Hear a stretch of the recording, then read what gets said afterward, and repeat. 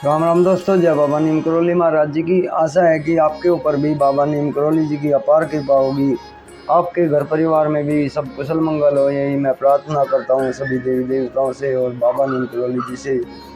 दोस्तों, सभी देवी देवताओं का आह्वान कर लिया है। इनकी उपस्थिति में मैं आज धेनु मानस का ये अगला पाठ सुनाऊंगा। इसे सुने। पिछले पाठ में मैंने कृष्ण जी का पाठ सुनाया था, जिसमें कृष्ण जी कंस का वध कर देते हैं। ये उससे अगला पाठ है, तो इसे सुने और चैनल को सब्सक्राइब करें अगर आपने नहीं किया है मेरे भाई, ताकि आपको अपार कृपा अपार धर्म लाभ मिलता रहे। तो शुरू करते हैं। जो 33 करोड़ देवताओं की आश्रय है, सेवा करने वालों की असंख्य कामनाओं को पूर्ण करती है, भूमि में संचार करने वाली उस प्रत्यक्ष देवी गौ के चरणों की धूलि की मैं गोपाल कामना करता हूँ। जहाँ माता पिता दोनों में देवत्व का वास हो, कारागार में रहकर जिन्होंने सेवा की है, पूर्व जन्म में जिन्होंने कठिन तपस्या की है, उन्हीं के लिए सकल भुवन पति ने शरीर धारण किया। देवकी और वासुदेव ने पूर्व जन्म में सेवा प्रेम छोड़कर तपस्या का रास्ता अपनाया, इसलिए इस जन्म में बंधन मिला। देवकी अपने पुत्र का मुख चूमती है, हृदय से लगाती है, आंखों में आंसू हैं और मुख से कोई वचन नहीं निकल रहा। माता देवकी ने अपने पुत्र को पहचाना तो हृदय विगलित हो गया, दूध धारा बहने लगी। अपने प्रिय पुत्र को देखकर पलक नेत्रों से देखने लगी। जो माता पिता का बंधन खोले वही पुत्र होता है। ऐसा पुत्र गो सेवा से कोई ही प्राप्त करता है। तो दोस्तों, इसमें कंस को मारने के बाद कृष्ण जी अपने माता पिता देवकी और वासुदेव से मिलते हैं। तो उससे आगे का है ये वर्णन। उग्रसेन जी सिंहासन पर विराजमान हुए। अपने जो कंस को अपने मामा को मारने के बाद अपने नाना उग्रसेन को कृष्ण जी ने जेल से बाहर, कारागार से बाहर निकाला और उन्हें राजा बना दिया। चारों दिशाओं में विविध प्रकार के बाजे बजने लगे। संत हमेशा वन की ओर जाते हैं और स्वच्छंद विचरण करते हैं।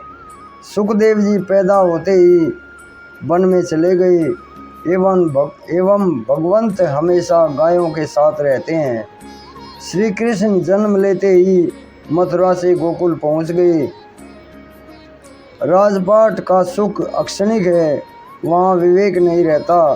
धृतराष्ट्र जैसा अधम, जिसको अंधे बहरे के समान लिखा गया है, सर्वप्रथम यज्ञोपवीत संस्कार कराया गया और गुरु सादीपनी के पास यदुराई श्री कृष्ण गए।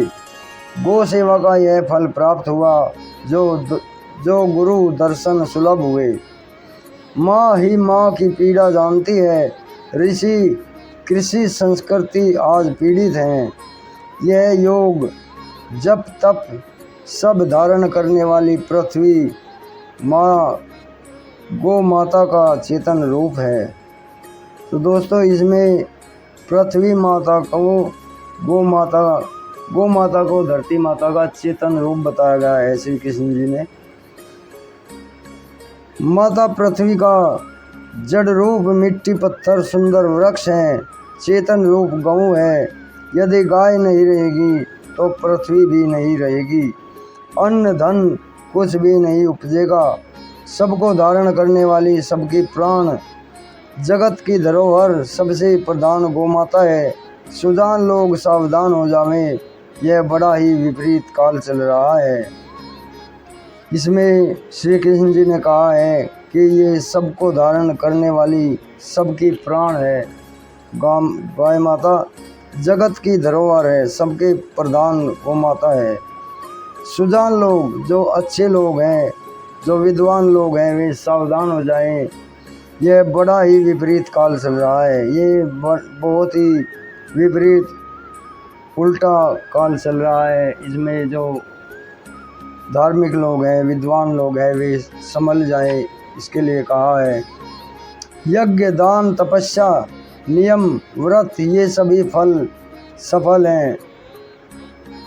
यज्ञ, दान, तपस्या, नियम, व्रत, ये सब तभी सफल हैं जब गाय को रखोगे।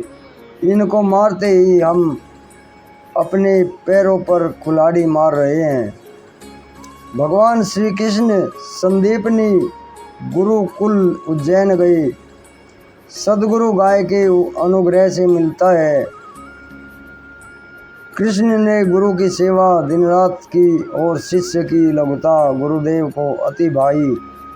सेवा करने से विद्या मिल जाती है। ग्रंथों को पढ़ पढ़ कर केवल जानकारी प्राप्त होती है, बिना सेवा ज्ञान नहीं मिलता। इससे हमेशा गो और गुरु की सेवा सदा प्रधान है। गुरु के द्वार पर तृण समान बनकर जावे, वह व्यक्ति अवश्य ही ब्रह्म विद्या को प्राप्त करता है। अहम खत्म हो जाता है, मद मिट जाते हैं, वही व्यक्ति परमार्थ में सुजान है। अपने को जो मिटा सकता है उसी ने गुरु का सानिध्य प्राप्त किया है। वही व्यक्ति भर जाता है जो खाली होता है। भगवान हमेशा परिणत प्रतिपालक हैं। गुरु की महिमा अथाह है। यदि कोई इस रहस्य को जान लेता है तो वह अक्षण भर में भव सागर से तर जाता है। गुरु की सेवा से जन्म धन्य होता है। श्री कृष्ण 64 दिन गुरु के पास रहे। जिसके श्वास ही वेद हैं, वही भगवान पढ़ रहे हैं। गुरुदेव ने कहा, अब तुम अपने घर चले जाओ। सहज और स्वाभाविक रूप से भगवान दंड के समान गिर गए। श्री कृष्ण ने कहा, गुरुदेव मैं क्या भेंट चढ़ाऊं? गुरुदेव ने हृदय से लगाकर कहा, हे वत्स, यह सीख ग्रहण करो।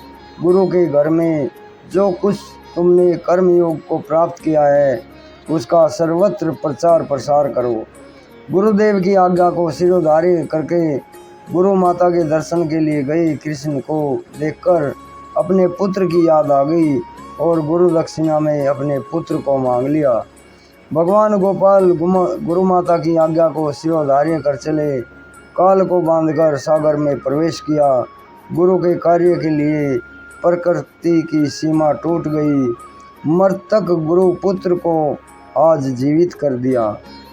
संस्कृति और संस्कार जो काल में लुप्त हो गए उनको जीवित कीजिए। वही गुरु दक्षिणा की परंपरा है, उसका पालन कीजिए। सारी सिद्धियां एक के साधने से ही सिद्ध हो जाती हैं। जो व्यक्ति शरीर, वाणी और मन से गौ की आराधना करते हैं, गोरा एवं श्याम गौ के द्वारा दिया गया शरीर है। गौ माता की सेवा किए बगैर पीड़ा नहीं मिट सकती है। गोवन करके ही गौ की पूजा होती है। देवता की पूजा भी देवता बन के ही की जा सकती है। हनुमान कहना तभी सार्थक है जब हनुमान बन जावे। राम नाम राम बनकर ही बोला जाए तो सिद्ध प्रद है। पहले रूप है, बाद में नाम पड़ता है। यही प्रामाणिकता सिद्धांत माना गया है। विभीषण ने राम नाम का बड़ा जाप किया, लेकिन राम दर्शन राम कार्य करने पर ही हुआ। जो व्यक्ति मान की भूख नहीं रखता और इंद्रियां विषय रस से रहित होती हैं, वही अमर होता है। तपस्वी च्वन ने नहुष राजा को यही समझाया कि ऋषि की बराबरी केवल गौ माता से हो सकती है। ऋषियों की संपत्ति हमेशा गौ माता है। जो सुजान लोग हैं वे नित्य गौ की सेवा करते हैं। उनके लिए भोग और योग दोनों सुलभ है तथा परलोक में कल्याण है। भगवान गुरुकुल से मथुरा आए। यद्यपि यह नगरी सुखकारी है, फिर भी श्री कृष्ण को रास नहीं आई। वे गोकुल और वृंदावन को नहीं भूले। श्री हरि खड़े होकर उसी दिशा को देखते रहते हैं। आंखों से झरझर आंसू बह रहे हैं। बांके बिहारी श्री कृष्ण जी उदास हैं। उद्धव जी वहाँ गए जहाँ भवन की ओट में वृक्ष की छाया में श्री कृष्ण बैठे हैं।